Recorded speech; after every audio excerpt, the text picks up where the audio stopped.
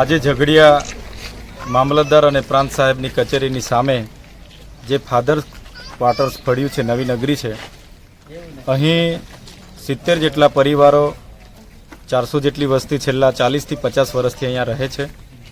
છતાંય આ ફળિયાના ઘરો આજે પણ નામે નથી થયા. એમને હંગામી ધોરણે લાઇટના મીટરો મળ્યા છે. જે પાણીની સુવિધા છે એ પણ હંગામી ધોરણે મળી છે.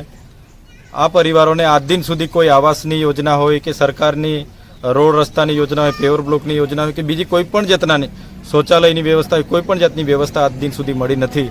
ત્યારે આજે અમે દિવસના 12 વાગે અમારી સમિતિ દ્વારા એક આવેદનપત્ર પાઠવેલ છે અને પ્રાંત અધિકારીશ્રીને જણાવેલ છે કે આ તમામ ઘરો નામે કરવામાં આવે. આવનાર દિવસોમાં જેટલી પણ ભૌતિક સુવિધાઓ છે અહીંયા વ્યવસ્થા કરવામાં આવે.